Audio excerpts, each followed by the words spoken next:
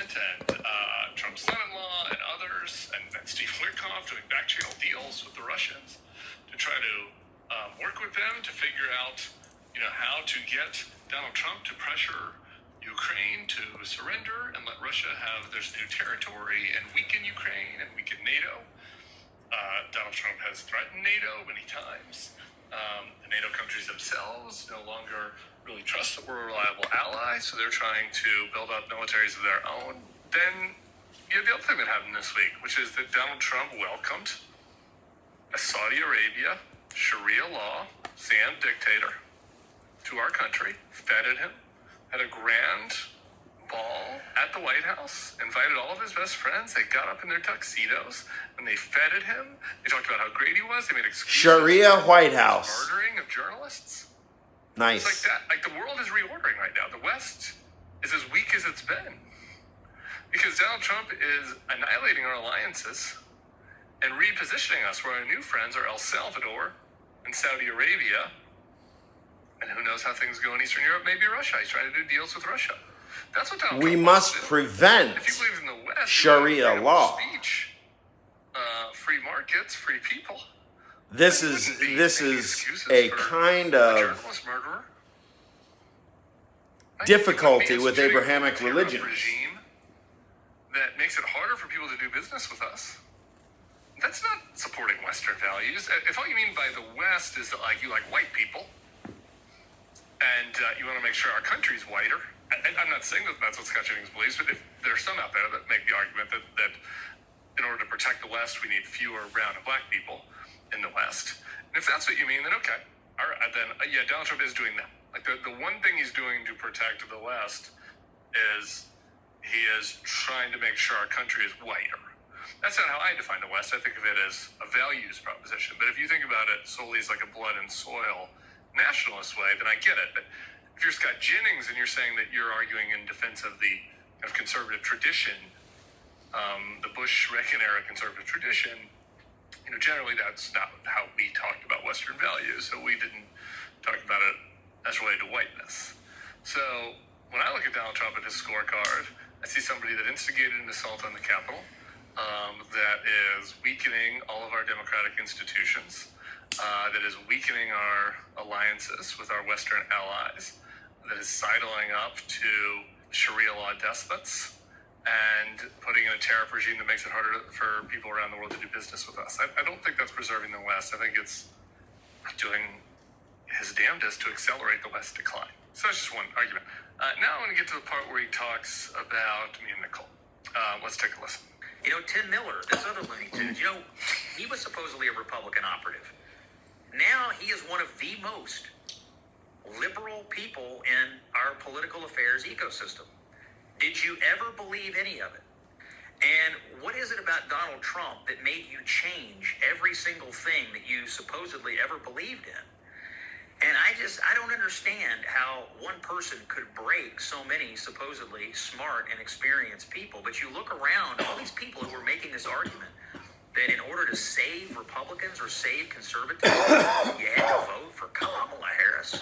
I mean, that is the craziest bunch of crap I have ever heard in my life. Okay, there you go. There's the rhetorical question. What is it about Donald Trump that made you change every single thing you ever supposedly believed in? I guess people would ask that question about you, Scott, because I didn't change every single thing I ever believed in. There's a lot of things I believed in that I didn't think were up for debate, right? I thought that this was a country that welcomed immigrants. This was a country where if you lost an election, you conceded. I thought that this was a country where you didn't, send direct messages to your attorney general telling them that you wanted them to target your political foes. I thought this was a country where we had basic due process, where you didn't have masked guys jumping out of cars, grabbing people on the streets because they were brown. This is all because of you, Scott Jennings. With that, and then once Donald Trump came in power and instituted the most illiberal regime in my lifetime, my parents' lifetime. I've had to shake up every single relationship in my life, inccling with my family. Agree with that, it turns out. And it turns out so I can come after you, motherfucker. Other issues that were not up for debate before, where I am rhetorically out of step with my former party. Come after you with my ahimsa. ahimsa. Scott says I've become one of the most liberal people My in the big ecosystem. ahimsa Gandhi dick. Badge of pride.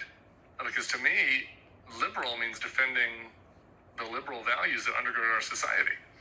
And our president is an illiberal wannabe autocrat that basically took everything from Reagan. Scott Jennings, how big do you think Gandhi's dick is? With doors that welcomes Bigger people than so they yours. can live a life of opportunity and meaning, and threw it in the garbage. And said, no, now we're a country where we take people who come into this country who are fleeing communism, and we send them to a foreign gulag with no due process over the objections of a judge. That's what Donald Trump did.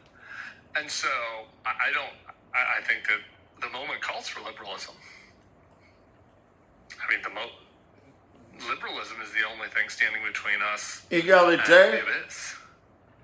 And fraternité, liberalism is the only thing liberté. that is standing between us and somebody deciding that they want to stay in power against the will of the people. And so I am guilty. Have enforced. Liberalism has been thrust upon me. Get the fuck off my property. By Donald Trump. And so then when you ask what made It's us private change, property. I guess probably talking about other issues like changing your views on the old three-legged Liberalism. stool, taxes, abortion. Get the foreign fuck off my policy. property. Again, I guess the answer would be I wouldn't. I have own it. it. I've changed somewhat. Liberalism. On taxation, etc. Like Scott's apparently changed his views completely on Get the fuck on off free my trade, property. for example, and on the role of Liberalism. America's military in the world, and on immigration. It's important to remember that George Bush and John McCain ran. You better hope as compassionate you've got a conservatives, liberal and I have a government pretty to liberal protect your view property on rights, immigration Scott policy, Jennings. So I've been consistent on that. And Scott Because if changed your his view on favorite that, dear leader goes any but further, I think in this question of your property rights are in change- jeopardy. I think it's kind of stupid. Like, the world Unless you changed. suck his dick Donald real Trump changed good. Everything. I think anybody that saw a moronic reality TV show host running on a campaign of nativism and bigotry take over a party, unexpectedly win the presidency, like immediately institute a Muslim ban. Like anybody who looked at all that and said, nothing's really changed for me in my worldview. I think that's a sign of a weak thinker. I think that much has changed, and so you have to assess the new environment. But Professor Miller, we have many weak thinkers. If you were to make the argument that it's a bad thing to change, right? Because that's what Scott's doing. He's saying that we're phonies, that he's the real conservative, that we're phonies, and we abandon these things we believed in. I guess I would just say I think the truth is the opposite.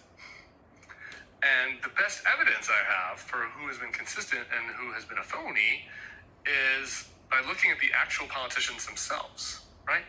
So the question, if the argument that Scott is making is that a George Bush conservative, because he's a conservative guy, would have stuck around for Donald Trump because there's a direct line there, policy-wise. And I guess if I was him, my question would be for George Bush. Why didn't he endorse Donald Trump any of the 3 times that he ran?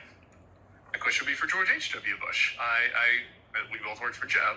I was on the road with Jeb a little bit closer, so I was there when George H.W. Bush would call his son. I briefed Barbara. I'm an oil in man. that campaign.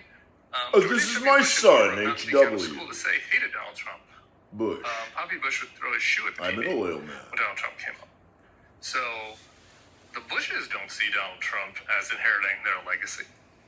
None of them supported him. John McCain obviously didn't see Donald Trump as inheriting his legacy.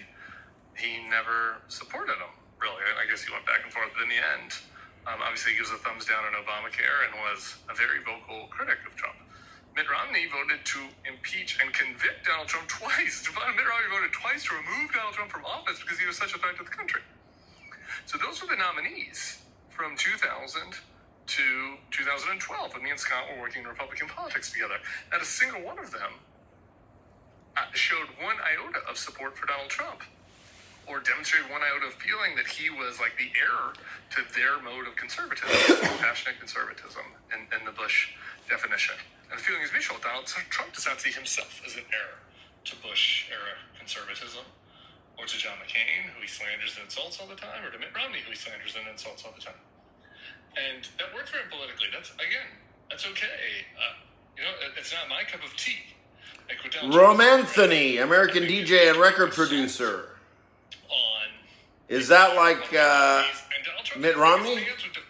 Romanthony, on the prior Mitt The only person who seems to think Something. that Donald Trump is like the heir to Bush, and that any good Bushy would want to also be for Trump, except for maybe disagree on the tariffs. The only person making the argument is Scott Jennings.